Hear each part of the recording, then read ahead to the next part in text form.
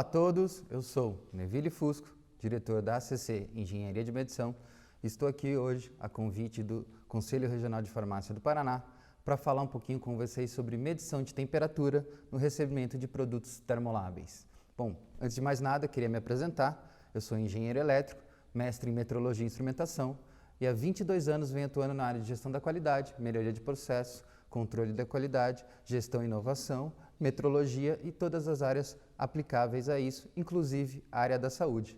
Então hoje, um tema muito importante, medição de temperatura na área da saúde, onde os conhecimentos metrológicos vão ajudar muito no recebimento de produtos termoláveis. Então, nossa aula 1 é introdução. Então, o objetivo da nossa aula é falar um pouquinho sobre medição, entender um pouquinho esse conceito melhor, antes da gente ver como se aplica a medição de temperatura na área da saúde, na área de recebimento de produtos termoláveis, uma área muito importante na indústria farmacêutica. Então, primeiro o conceito de medição, precisamos entender o seguinte: medir é importante há muito tempo. Então, Lord Kelvin, 1883, falou para a gente: o conhecimento amplo e satisfatório sobre um processo ou um fenômeno somente existirá quando for possível medi-lo e expressá-lo através de números. Então, aqui a gente já tem um primeiro entendimento que medir é ter um resultado numérico. Se eu não tenho um resultado numérico, eu não estou realizando uma medição. E o meu conhecimento, a minha informação sobre aquele processo, ele é pobre e de pouca utilidade para nossas conclusões. Então, temos um exemplo muito simples aí, a comparação de uma laranja com uma banana ou com uma maçã, com qualquer fruta, simplesmente não é uma medição. Eu simplesmente estou indicando um pesa mais do que o outro. A massa de A é maior do que a massa de B. Eu não sei quanto é maior, o quanto é menor. Agora, em cima, eu tenho uma medição feita por um objeto chamado um paquímetro, um instrumento de medição, que indica ali 20,03 milímetros. Então, eu tenho um número, eu tenho uma unidade de medição. Isso sim é uma medição.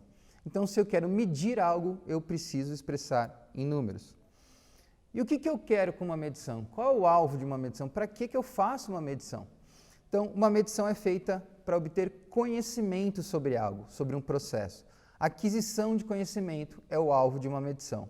As medições são realizadas para determinar quantidades específicas ou parâmetros funcionais de processo em números e unidades. Então, por exemplo, no caso do nosso curso, no recebimento de produtos termoláveis, eu faço a medição de temperatura utilizando um instrumento chamado termômetro. Mas qual termômetro? Qual é o melhor? Qual é o pior? Qual é o método que eu trabalho com esse termômetro? E qual é o conceito da definição atual de medição? O vocabulário internal de metrologia, no seu item 2.1, conhecido como VIM, estabelece o seguinte conceito: medição é o processo de obtenção experimental de um ou mais valores que podem ser razoavelmente atribuídos a uma grandeza. Aplica-se a propriedades qualitativas, implica a comparação de grandezas ou contagem de entidades. Pressupõe uma descrição da grandeza que seja compatível com o uso pretendido do resultado da medição, segundo um procedimento de medição e com um instrumento de medição calibrado que opere em acordo com o procedimento especificado, incluindo suas condições de medição. Então, a gente já tem um detalhamento técnico muito mais profundo agora do que era o conceito de medição. E a primeira coisa que destaca nesse conceito é o processo de obtenção experimental. Então, aí a gente entende que medição é um processo. E como sendo um processo, ela tem elementos e ela tem uma saída. Todo processo tem elementos funcionais e tem a saída desse processo. Então, o processo de medição é composto por 5 elementos básicos que a gente precisa entender. A definição do mensurando. O que é o mensurando? A grandeza que queremos medir.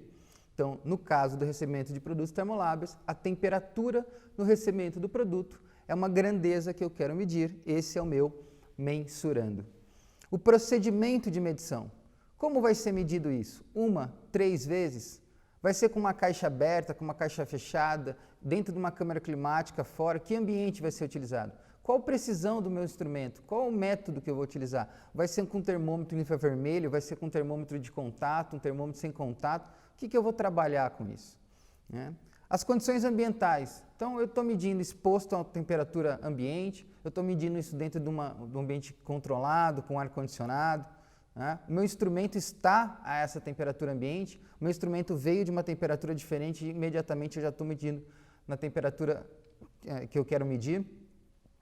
O operador conhece o método de medição, ele sabe utilizar esse instrumento, ele já leu o manual, ele foi treinado para isso, ele tem habilidade para lidar com essa informação, com esse número, com esse resultado desse processo. E o próprio instrumento de medição, qual a precisão, quais as condições técnicas, a robustez desse instrumento, o custo, obviamente, custo de calibração, como é que eu vou fazer a verificação desse instrumento, como é que eu vou garantir que ele está adequado ao que eu preciso. Tudo isso combinado me entrega uma informação muito importante, que é o resultado de medição. Ela é tão importante, por exemplo, que ela é utilizada no recebimento de produtos termoláveis, produtos sensíveis à temperatura, no caso, por exemplo, de vacinas, de 2 a 8 graus Celsius. E essa informação me faz reprovar a utilização dessa vacina ou aceitar a utilização dessa vacina. Então, o resultado de uma medição de temperatura no recebimento do produto termoláveis me leva a uma decisão de aceitar ou não a utilização de uma vacina. Então, isso é muito importante para a área da saúde. Bom, outro ponto que a gente precisa entender quando a gente fala de medição é que toda medição apresenta um erro. E isso é uma coisa meio complicada no início, entender que aquele valor que eu estou vendo no instrumento não é exatamente aquele valor. Aquele valor consta uma informação de erro, de dúvida naquele processo. Porque cada elemento do que a gente viu do processo de medição gera dúvida no resultado. Então, se eu quisesse ter uma medição totalmente sem erro, uma medição perfeita, uma medição irreal, vamos dizer assim, eu teria que ter um instrumento de medição perfeito, eu teria que ter um método de medição perfeito, um ambiente controlado e perfeitamente estável, um operador perfeito, um mensurando, uma grandeza que tivesse um único valor e perfeitamente definido e estável. É meio loucura imaginar que medir temperatura dentro de uma cadeia frio, dentro de um processo de armazenamento de medicamentos, de recebimento de termoláveis, a temperatura que eu medir vai ser uma vez a mesma sempre, para sempre o mesmo valor.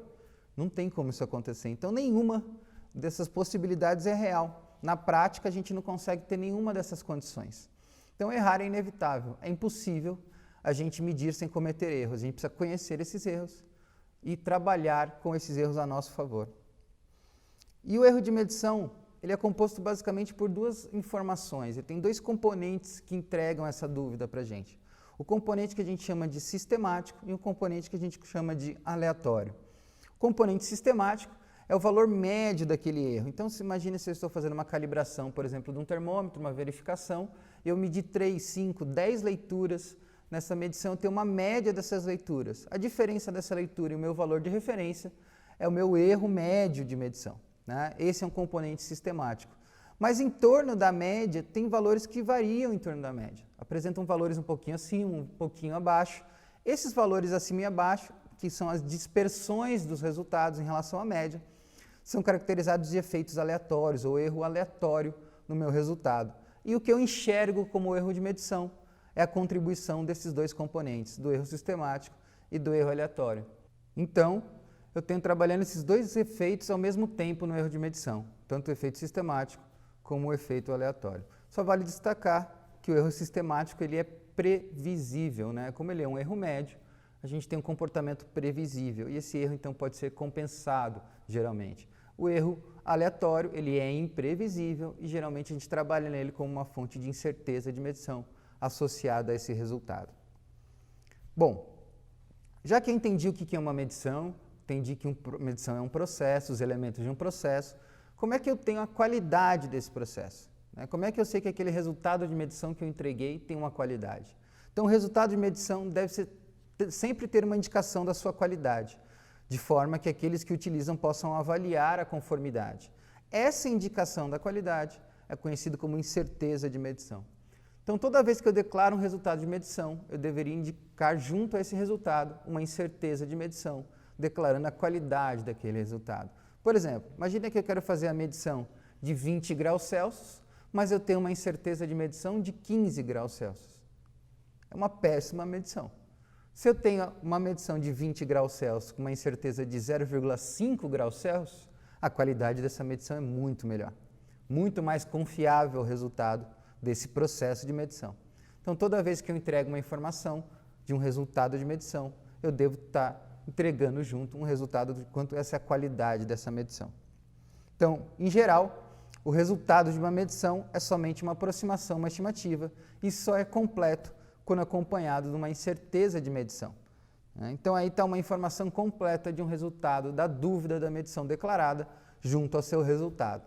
Então olha que interessante, eu tenho a medição com um paquímetro, um instrumento muito simples, muito utilizado, que apresenta o resultado da medição de uma peça de 20,2 milímetros, mais ou menos 0,1 milímetro. A informação de 20,2 declarada refere-se somente à estimativa da informação. A incerteza associada é de mais ou menos 0,1 milímetro. Então eu não sei exatamente o resultado dessa medição, eu não sei exatamente quanto ele mede, mas eu posso afirmar com muita confiança que o valor medido está dentro de 20,1 até 20,3 milímetros. Então o valor dessa peça é de 20,1 a 20,3 milímetros. Esse é o meu resultado de medição. A incerteza de medição é um indicador da qualidade da medição. Quanto menor a incerteza, melhor a qualidade do resultado de uma medição. Mas como essa incerteza interfere no nosso dia a dia? Interfere num processo, por exemplo, de armazenamento de um medicamento. Então vamos imaginar a seguinte situação. O processo de armazenamento de vacinas, ele é a temperatura declarada de 2 a 8 graus Celsius. Então eu preciso armazenar meu produto de 2 a 8 graus Celsius. Abaixo de 2 eu tenho risco, acima de 8 eu tenho risco e pode gerar algum problema para o meu produto. Eu tenho a seguinte situação, eu tenho um termômetro colocado dentro da minha geladeira, onde estão meus produtos, indicando a temperatura de 2,6 graus Celsius. Mas eu tenho uma incerteza de medição nesse termômetro, ou uma dúvida associada, de 1,5 graus Celsius. O que significa isso? Significa que a faixa de medição desse termômetro está de 2,6 menos 1,5 até 2,6 mais 1,5. Então existe sim a possibilidade dessa medição estar abaixo de 2. E aí? Qual é o risco que estamos correndo de ter esse produto abaixo da temperatura de 2 graus Celsius? Qual o risco que a gente está expondo o nosso paciente, o nosso usuário final, de usar um medicamento, usar uma vacina que foi exposto a uma temperatura inadequada? Bom, para uma incerteza de 1,5 graus, uma medição de 2,6, esse risco pode ser calculado com base na especificação de 2 a 8. Então, para esse processo de medição, para essa qualidade de medição, o risco é de aproximadamente 34% da temperatura estar abaixo de 2 graus Celsius. 34% de risco. É um risco muito alto para você expor um paciente. Então, a qualidade de medição nesse caso foi fundamental para a gente ter problemas no processo.